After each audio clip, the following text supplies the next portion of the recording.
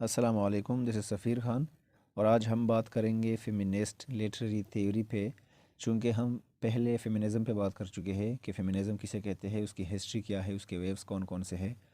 اس کے بعد ہم فیمینسٹ لٹریری تھیوری پہ بات کریں گے جو کہ آج ہم کریں گے، اور اس کے بعد ہم فیمینسٹ لٹریری کرٹیسزم پہ بات کریں گے۔ تو ان سب پہ الگ الگ بات کرنے سے ہمیں یہ سب کچھ اچھے سے کور ہو جائے گا۔ شروع کرتے ہیں۔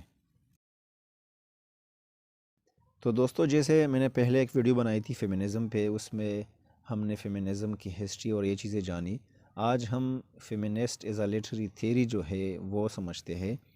تو فیمنسٹ لٹریری تھیوری میں ہم یہ لٹریچر کے کسی لٹریری پیس پہ اپلائی کرتے ہیں جس میں ہم فیمنزم کو ڈھونڈتے ہیں، اور یہ سارا کا سارا یہ جو تھیوری ہے یہ فیمنزم کے ساتھ ریلیٹڈ ہے۔ اس کا جو مراد ہے وہ یہ ہوتا ہے کہ ہم یا پھر جو بھی لٹریچر پڑھ رہا ہے وہ یہ انڈرسٹینڈ کرے، یہ چیز سمجھے کہ جینڈر انیکویلٹی کی نیچر کیا ہے۔ اس بات سے مراد یہ ہے کہ جس لٹریری پیس میں، جس معاشرے میں یا کوئی ہسٹری وغیرہ لکھی گئی ہے، تو اگر ہم یہ تھیوریز پہ اپلائی کرتے ہیں تو ہم جانچ پڑتال کرتے ہیں اس چیز کی کہ اس میں مردوں کو کس لحاظ سے دیکھا گیا ہے، رائٹر کی جو پوائنٹ آف ویوز ہے وہ مردوں کے بارے میں کیا ہے اور عورتوں کے بارے میں کیا ہے، اس کا ڈسکرپشن کس طرح ہے۔ تو انیکویلٹی ہمیں معلوم ہو جاتی ہے کہ اگر کسی معاشرے میں عورتوں کو کے ساتھ کس طرح کے سلوک کیے جاتے ہیں، اسے کمتر سمجھا جاتا ہے مردوں سے، یا اس پہ مظالم ہوتے ہیں، تو پھر اس لحاظ سے ہم فیمنسٹ لٹریری تھیوری کسی لٹریری پیس پہ اپلائی کرتے ہیں۔ اس کے علاوہ دوستو، ہم فیمنسٹ لٹریری تھیوری اس لیے بھی اپلائی کرتے ہیں تاکہ ہم ایگزامن کر سکے کہ وومن اور مین کا، مرد اور عورت کے رولز جو ہے، سوشل رولز، وہ کون کون سے ہیں، اس کے ایکسپیرینسز کیا ہے، لائف ایکسپیرینسز، اس کے انٹرسٹ جو ہے دونوں کا وہ کن کن چیزوں میں ہے،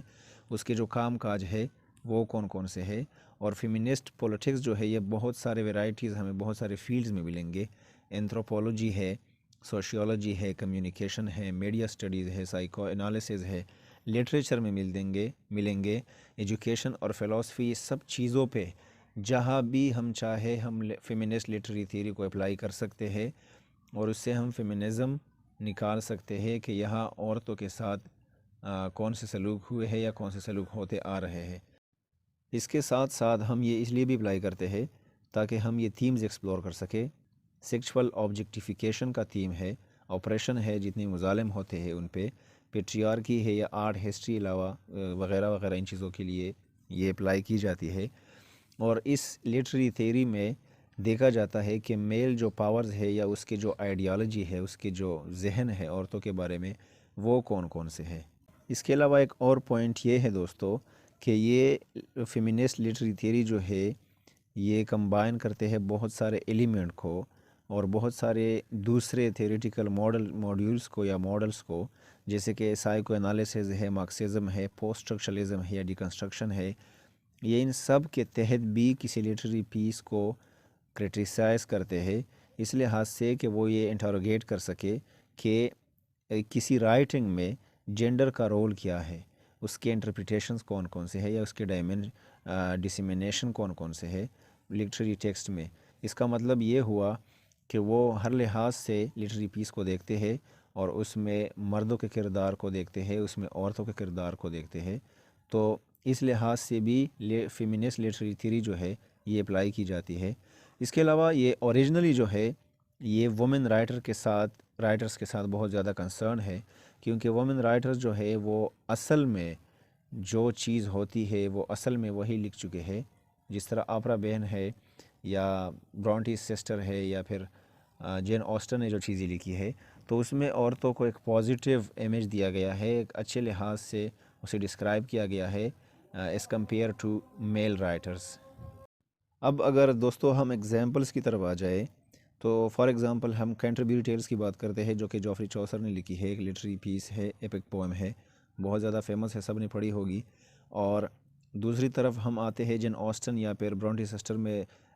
چارلوٹ برونٹی کی طرف۔ تو اگر کینٹربری ٹیلز کی طرف ہم جائے تو ادھر اگر آپ ڈسکرپشن کو دیکھیں جو کہ جوفری چوسر نے دی ہے، اگر آپ فیمیل کریکٹرز کو دیکھیں جس میں دو بہت فیمس ہے، وائف آف باتھ ہے اور نن ہے، تو اگر وائف آف باتھ کو دیکھیں تو فیمینزم جو ہے یا فیمینسٹ جو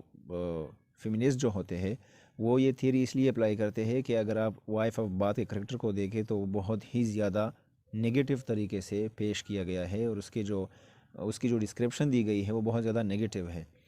اور میرے حساب سے جتنے بھی کریکٹرز ہے کینٹربریئرز میں سب سے زیادہ نگیٹو کریکٹر جو ہے وہ وائف آف باتھ کا دکھایا گیا ہے۔ اس کے علاوہ نن کا جو کریکٹر ہے، ایون تو نن ایز اے پازیٹیو کریکٹر، وہ ایک ریلیجیس کریکٹر ہے، لیکن اس کے بھی جو نخرے اور ٹھاٹ پاٹ دکھائے ہیں چوسر نے وہ بھی بہت نگیٹیولی دکھائے ہیں، نگیٹیو طریقے سے دکھائے ہیں۔ تو یہ اس کا ڈپیکشن تھا فیمیلز کے بارے میں۔ اگر ہم جین آسٹن کی طرف آتے ہیں پرائڈ اینڈ پریجوڈس کے بارے میں، تو ادھر اگر آپ دیکھیں تو جتنے بھی مین کریکٹرز ہے، الزبتھ ہے یا کوئی جین ہے، تو اگر ان کے مادر کو دیکھے وہ تھوڑی بہت زیادہ میڈ قسم کی عورت تھی، لیکن اس کو بھی نگیٹیولی ڈسکرائب نہیں کیا گیا ہے، اور جتنے جو فیمیل ہے سسٹرز ہیں ان کے، وہ بھی تھوڑے بچگانہ لحاظ سے ڈسکرائب کیے گئے ہیں، لیکن اس کو نگیٹیولی شو نہیں کیا گیا ہے۔ اگر آپ برونٹی سسٹر کو دیکھیں، اس کی چارلوٹ برونٹی کی ایک فیمس ناول ہے جین ایئر، تو اس میں بھی آپ جین ایئر جو مین کریکٹر تھا اس کو بہت پازیٹیولی شو کیا گیا ہے۔ تو اس لحاظ سے اس لیے فیمنسٹ لٹری تھیوری جو ہے یہ لٹری پیسز پہ اپلائی کی جاتی ہے، تاکہ اس سے فیمنزم یا دوسرے چیزیں عورتوں کے اپوز یا عورتوں کے فیور میں چیزیں نکالی جائیں۔